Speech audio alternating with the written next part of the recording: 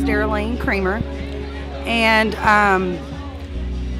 today my life has totally changed. In 2004, I went through a divorce and a separation, and I moved into an apartment complex where I met a man who introduced me to a lifestyle that was very toxic.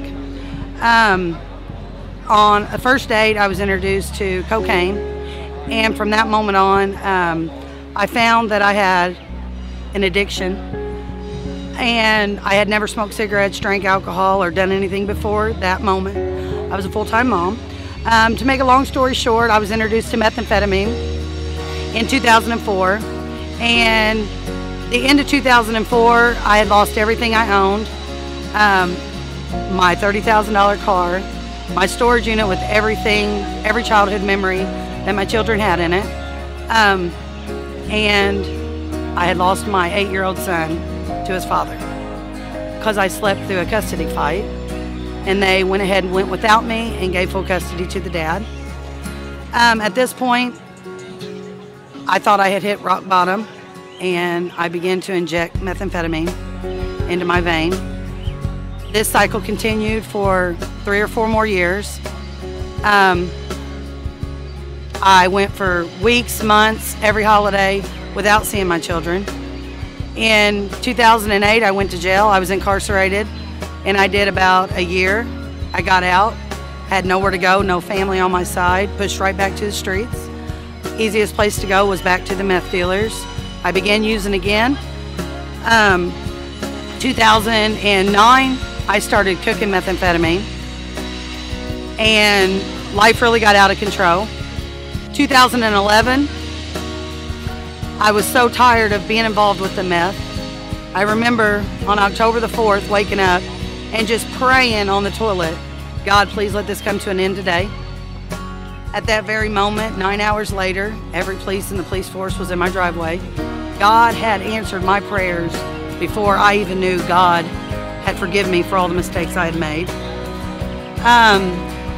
I was arrested and booked in the Vanderbilt County Jail for manufacturing methamphetamine. I had never had a drug conviction or a drug charge before. I had a $1,500 bond. I set 3 days. My 17, 18, and 19-year-old kids came to bond me out.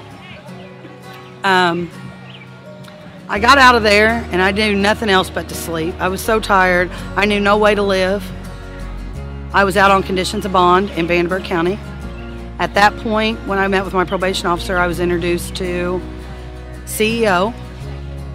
On 11/26 of 2011, I met with Pastor Frills, and at that point, I wasn't even really sure of what I was doing, who I was, or how I was going to survive. I met with him. He assigned me to a church. I knew God before in my life, but it wasn't the same as the way that my life had become. I wasn't active with God then. Things just slowly began to change in my life. I ended up getting probation for my meth charge, and God has blessed me now with so many different events. We're active in a church. I'm still at the same job, 2 years yesterday. I'm doing a Sunday school class now. I was baptized about 3 weeks ago. I'm totally back involved with my kids. And these are happy tears, but I have 3 wonderful grandchildren that are just such a blessing. And God has just been showering me with so much. You know, every week now, for me to be this person that had done meth and not really know, I knew who God was before, but now my relationship with God is different. I have a personal relationship with Him. He has blessed me with so much I can't even explain. There's just so many events just from doing the next right thing, you know, but I'm just so grateful today, you know, that my life has changed. And from the day I met Pastor, he wrote in my Bible, he put made a change, 11/26 of 11. And when he wrote that, I really didn't understand that. But today I can look back on that Bible, and then now I understand, you know. And I got baptized 3 weeks ago. That's pretty cool. And for me to be a Sunday school teacher, you know, I mean, People just wouldn't believe it. So, I mean, it is possible. And there's so many more events to this, but that just sums it up, you know? And that's about it.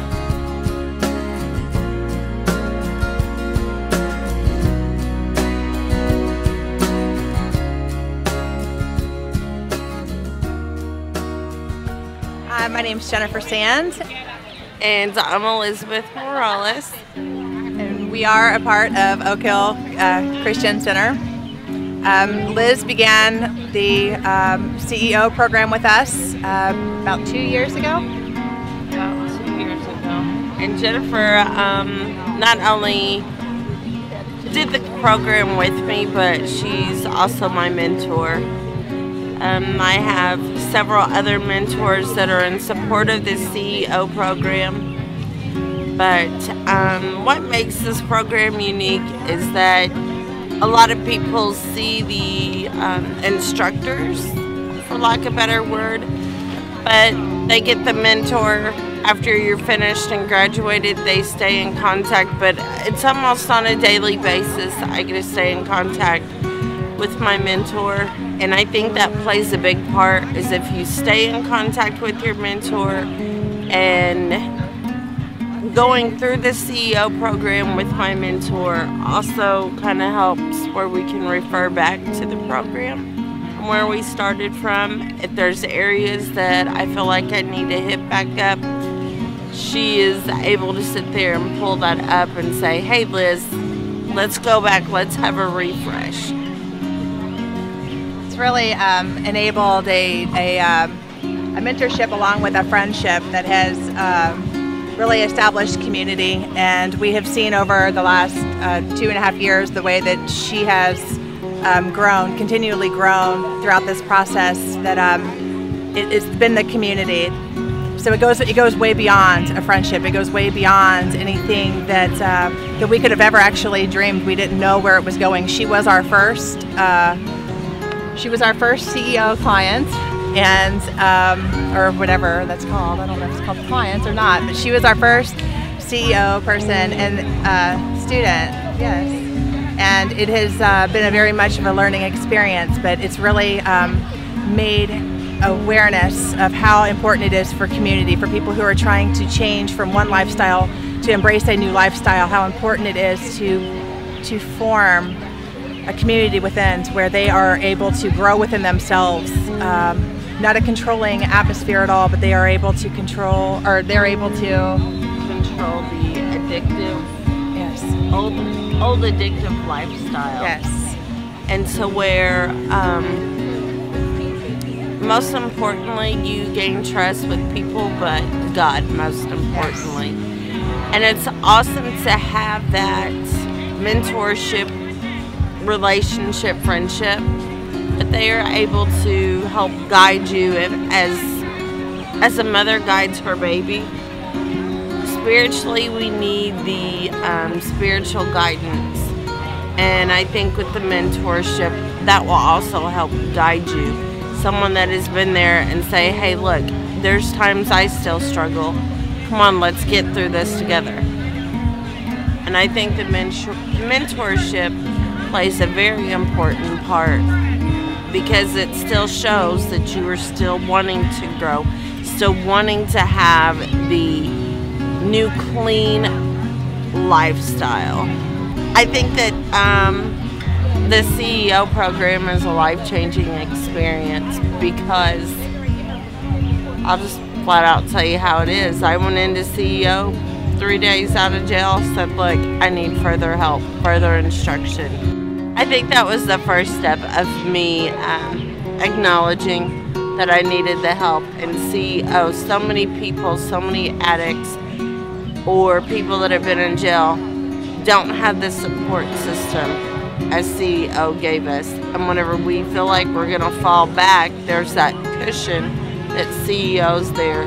Then you realize, okay, there's other people off as CEO that can branch around you and give you that cushion to bounce you back up. So that's where I feel that CEO is very important, because you establish not only, like you said, not only just the trust and the trust in God, but the comfort issue with everyone being there and the support system. CEO goes along with what the church is supposed to be. It's Jesus. It takes the church walls down and provides an atmosphere that welcomes people in instead of pushes people out. We meet people where they're at and focus on their strengths and work in their weaknesses to build them up, to create in them the confidence of who God created them to be.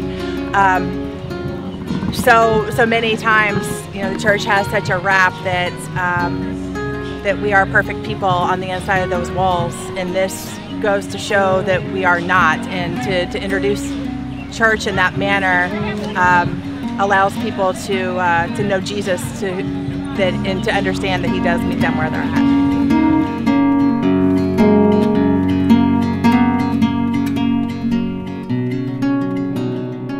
Church Embracing Offenders is what I hope to be accountability. I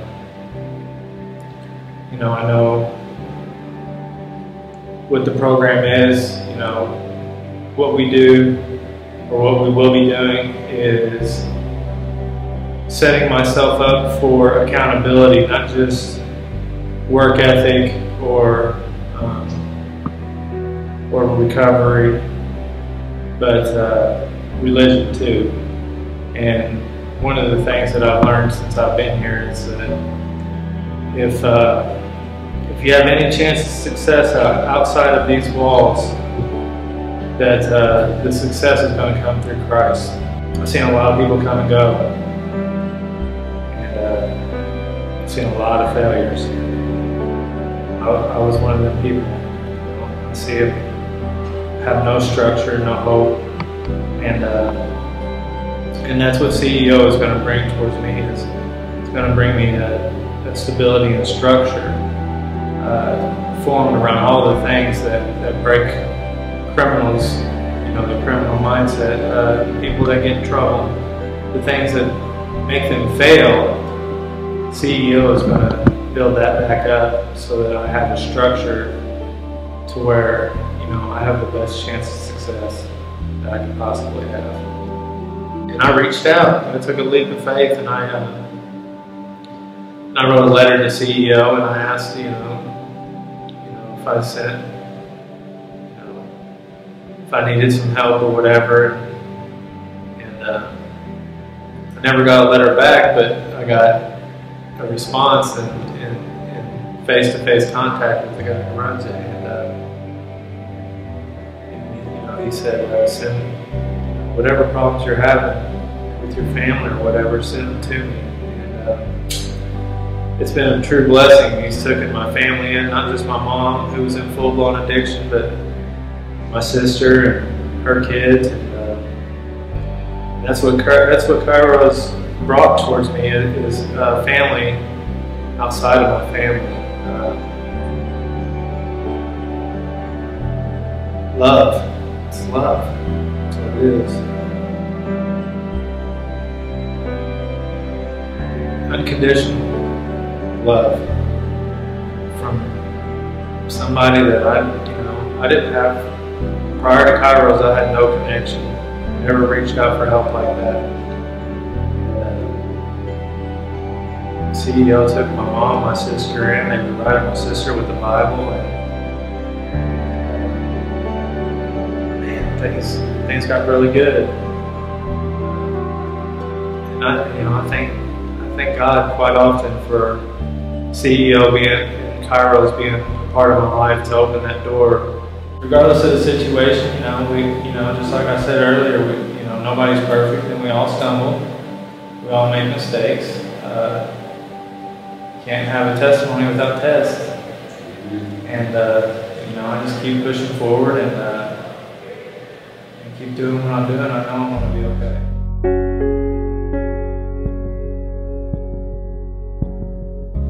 Ever since, the Kairos, of course you with the CEO and stuff coming in here, man, and, man, I got first and foremost, we got to give praise and thanks to the faculty to allow such religious freedom to have in this facility to begin with. Because when I first got here, there's a handful of guys that came in, did things, then the Kairos started getting involved, and that was my awakening as far as church goes. Because again, I was doing the Bible studies, and like I said, I was really committed to change of thought and spiritually, mentally, to how I approach people. When that Kairos event hit, man, it opened my eyes to God's actual love. A lot of people get confused about what it's like in here and out there, and there's not much difference outside of our freedom being taken from us. You still have the choice to choose right or wrong. And what are you going to choose? And so, having good men, Christian men around you that are steadfast, that aren't wavering, that search the Bible for the answers rather than going under their own understanding. It's a big help, and that's how a lot of us do, support each other. Is involving God in that aspect of that rather than our own self, our own flesh. I look up to the men of CEO and Kairos, and again, it holds me accountable. And getting out there, and the moment I hit the streets, outside of seeing my little ones, is to establish communication immediately. I mean immediately, because it's not going to be easy. And get myself in a couple good churches, where I can keep myself active outside of work and kids.